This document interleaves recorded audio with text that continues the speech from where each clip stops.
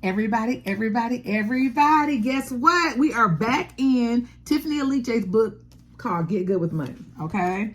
This the Budgetnista. We're in chapter 5, which is we're working on 40% whole. And she calls this chapter Score High. So we're working on credit. She says you're going to learn about what credit score is exactly, the 5 components that make up your credit, and the percentage of your score they account for. What a credit report has to do with, the different credit bureaus and how they involve your credit. And of course, she'll address the $1 million question, how do you raise your credit score? So that's what she's going to be addressing in this chapter, honey. So the 3 terms that you need to understand is you need to understand your credit report, your credit score, and the credit bureaus, okay? So she said, think about your credit report as a kind of money transcript. I like that. It's a money transcript, similar to your high school transcript, that shows what classes you took and the grades you got.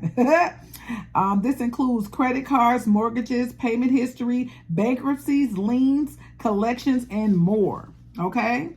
So she said your credit score is it produces all the information that your credit report runs through an algorithm that generates a number, okay? So it's like a grade point average of your financial choices over the few years. That is such a great explanation for that.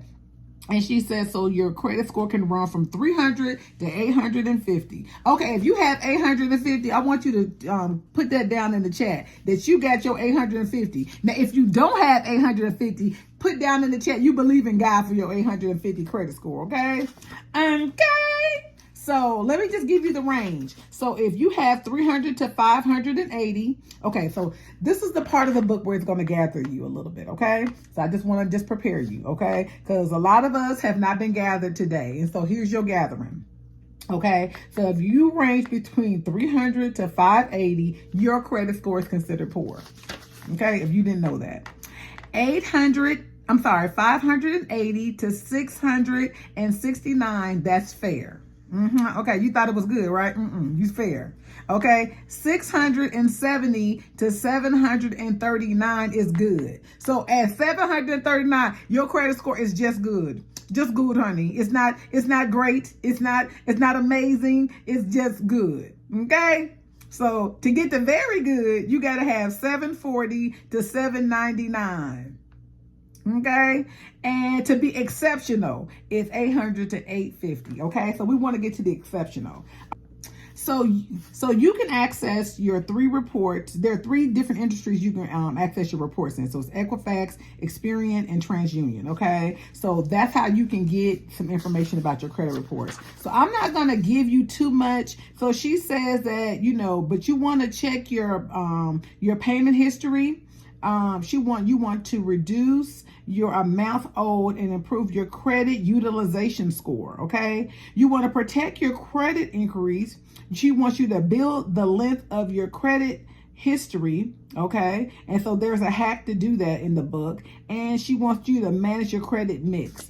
There is a lot of information that she provided in this chapter on credit. I ain't gonna lie, y'all. So she talks about, she breaks it all down. And there is also a website you can go to if you don't have information on how to, get this information. If you go to her website, forgetgoodwithmoney.com, there's a lot of information out there. Okay. So, she talked about, so here's something she said. So co-signers can release, an option. Okay. So, you can apply to be a co-signer release. So if any of you all have co-signed for someone, she says you can opt out of the loan. She said if the loan is in good standing, then you can opt out. You can try to opt out of that loan, and the borrower may qualify for you to be removed from that contract. So that's good to know. I don't know if a lot of people even knew that.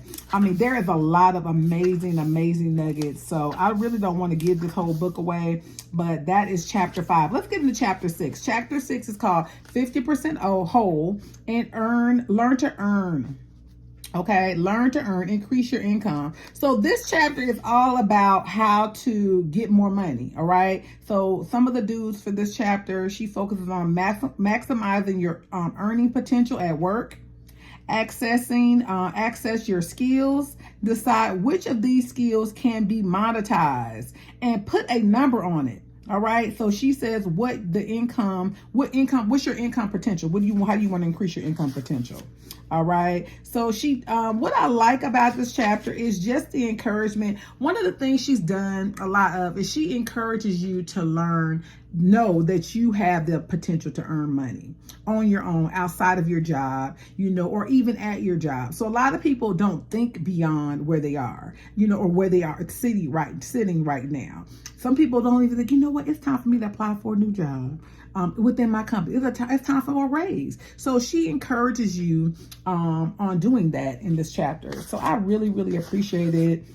She talked about your skill sets and how to, get your skill sets. She encourages you. If it's time to go back to school, then guess what? Go back to school.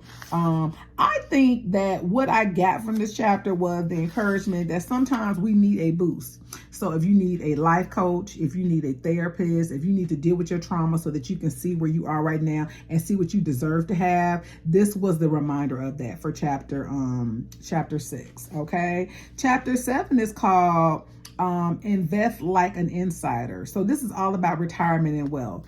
And let me tell you, if you're not someone that's thinking beyond where you are right now to get to where you need to be, you need to think beyond that. And one of the big nuggets that I liked about this chapter was she said that you need to name your old self, right? So you need to create a name. So when you're spending money now, think about who you will be about 30 years from now. Okay. So she said, name that person. She named her person Wanda. I named my, because I'm Z, so I named my person Zelda. Okay. Get you an old name. If you a man, name yourself Billy. How you gonna take care of Billy? Now, when you spend that money today, what Billy gonna say about you spending that money? How much money will Billy have the way you spending this money? The way you dealing with these credit cards brothers out there. Okay. Think about good old Lucille. Okay, how you gonna take care of Lucille the way you spending money now? Okay, so some of the dudes for this chapter: determine how much you need to save for retirement. Okay, decide where you want to put your money. Choose your investment in a mixed asset or allocation. And number 4 is set up an automation and limit your withdrawals and loans as much as humanly possible. Okay, so a lot of you all got these 401ks and you constantly going in there. Let me talk to myself because I know there's been some times. I'm getting better though, but I be dipping, honey. Messing with Zelda's money. Got to leave Zelda's money alone. So what I want you to do, I want you to drop down in the box and let me know what is your what will you name your old self? Okay, so I just want to give you these little nuggets, these little 3 chapters. Get the nuggets for this chapter. I have the book in the in my showcase. Please get this book. This is an amazing book, and follow me. I talk about this book live. We got a couple of more chapters to go, so follow me. See you soon, everybody.